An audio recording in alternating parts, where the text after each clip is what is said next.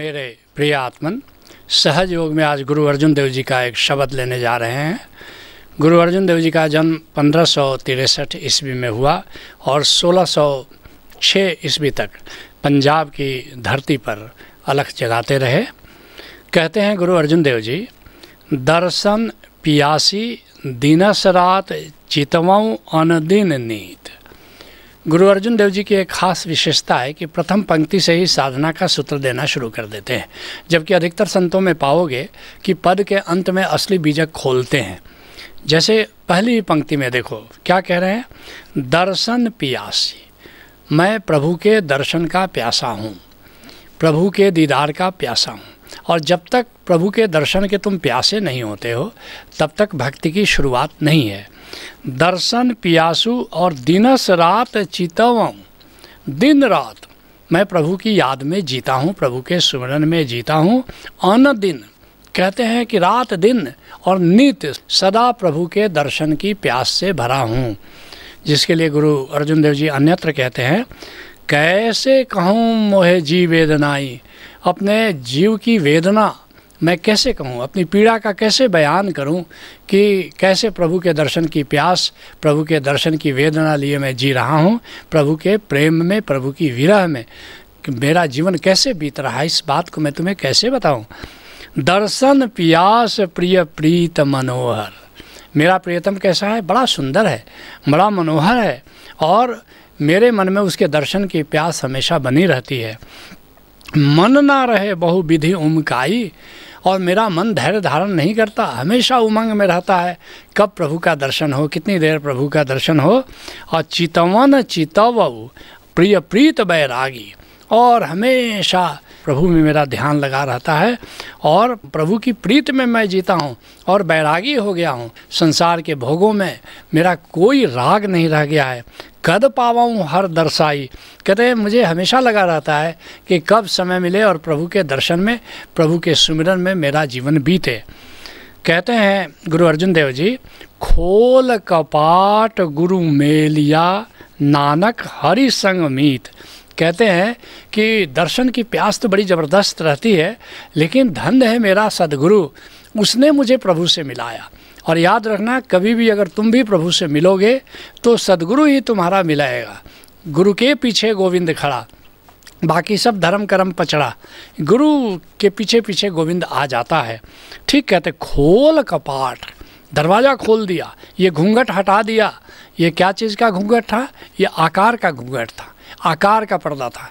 जैसे ही गुरु ने आकार का पर्दा हटा दिया, भीतर निराकार दिखना शुरू हो गया और उस निराकार में प्रभु का दर्शन होना शुरू कर दिया।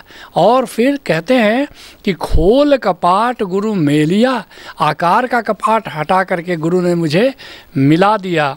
नानक हरिसंग मीत, नानक देव जी कहते हैं गुरु अर्जुन देव जी के माध्यम से कि वह जो मित्र है मेरा, गोविंद है, और अपना ही मित्र था लेकिन मुझे पता नहीं था, और उससे मेरा दीदार करा दिया, उससे मुझे मिला दिया। जिसके लिए कबीर साहब कहते हैं, कौतुक देखा देह बिन रवि शशि बिना उजास। कहते हैं कि एक खेल मैंने देखा, एक तमाशा मैंने देखा, और वो मैंने इस देह की आंख से नहीं देखा, ये देह के परे कोई और आंख है जिसको संतों ने शिव नेत्र कहा है, दशम द्वार कहा है, पर उससे मैंने देखा। क्या देखा, रवि शशि बिना उजास। वहाँ सूरज नहीं था, वहाँ चांद नहीं था, मगर उजियाला फैला हुआ था। और साहिब सेवा माही है बेपरवाही दास। कहते हैं कि अपने साहिब से प्रीत जोड़ो, गोविंद से प्रीत जोड़ो, क्योंकि उस सेवा से, प्रीत से प्रसन्न होता है, और उसकी प्रीत में पड़कर, उसकी सेवा में लगकर बेपरवाही दास, जो भक्त होता है वो बेपरवाह हो जाता है, निर्भय हो जाता है। जहाँ मोतियन की झालरी हिरन का प्रकाश, तुम वहाँ पहुँच जाते हो, उस निराकार में पहुँच जाते हो जहाँ मोतियों की झड़ी लगी हुई है, झालरी जैसे लगी हुई है मोतियों की, और हीरों का प्रकाश फैला हुआ है। और चांद सूर्य की गम नहीं, उस निराकार, उस देश में चांद और सूरज नहीं जा सकते, उनकी रोशनी नहीं जा सकती। और दर्शन पावे दास, लेकिन कोई भक्त, कोई दास उसका दर्शन पाता रहता है। कहते हैं गुरु अर्जुन देव जी, हऊँ ढाढ़ी दर गुण गावदा जे हरि प्रभ भावे। कहते हैं उसका दीदार करता रहता हूँ और उसका गुणगान करने का मन करता है। मैं उसका चारण हो गया हूँ, मैं उसका भाट हो गया हूँ, मैं उसका भक्त हो गया हूँ, उसका दास हो गया हूँ और दिन रात उसकी शोभा का वर्णन करने का मन करता रहता है, उसका गुण गाने का मन करता है, उसका सिमरन करने का मन करता है और ऐसा सिमरन करने का मन करता है जो मेरे प्रभु को भा जाए। जिसके लिए गुरु अर्जुन देव जी अन्यत्र कहते हैं, अन दिन कीर्तन हरि गुणगान, रात दिन बस उसी का दीदार करता रहूं, उसके गुण गाता रहूं, उसका सिमरन करता रहूं। कहते हैं गुरु अर्जुन देव जी, प्रभु मेरा थिर थावरी होर आवे जावे। कहते हैं बस मेरा प्रभु थिर है, अचल है, बाकी तो दुनिया में माया है, आती है जाती है, हर चीज़ परिवर्तनशील है। खुद अपना बचपन कब जवानी में बदल जाता है, जवानी बुढ़ापे में ढल जाती है, बुढ़ापा मृत्यु के आगोश में पड़ जाता है। वास्तव में दुनिया में कुछ भी थिर नहीं है एक प्रभु के सिवा, केवल प्रभु थिर है, केवल प्रभु अचल है, अपरिवर्तनशील है, शाश्वत है। बाकी जो भी तुम देखते हो, जो भी अपने इंद्रियों से तुम परसीव करते हो, वो सब विदा ले रहा है, सब परिवर्तित हो रहा है। जिसके लिए रज्जब साहब कहते हैं, संतों आए जाए सो माया, जो भी आता है और जाता है, जो भी परिवर्तन हो रहा है वो ब्रह्म नहीं है, वो माया है। और जो स्थिर है, शाश्वत है, बस वही ब्रह्म है। कहते हैं गुरु अर्जुन देव जी, सो मंगा दान गोसाइयाँ जित भूख लही जावे। मैंने अपने प्रभु से क्या मांगा? निष्कामता मांगी है, मांगा कि मेरी सारी मांग विदा कर दो प्रभु। सो मंगा दान गोसाइयाँ जित भूख लही जावे, जे सारी मेरी कामना दूर हो जाए, तृष्णा दूर हो जाए। इस बात को एक ऋषि ने बड़े प्यारे अंदाज में कहा है, भोगा न भुगता वयमेव भुगता। कितना भोग तुम करोगे? भोग कभी चुकने वाले नहीं हैं, भोग करते करते तुम ही चूक जाओगे। और तपो न तप्तम वयमेव तप्ता, कितना तप करोगे तुम, तब तो नहीं चुकेंगे, तब करते करते तुम ही चुक जाओगे।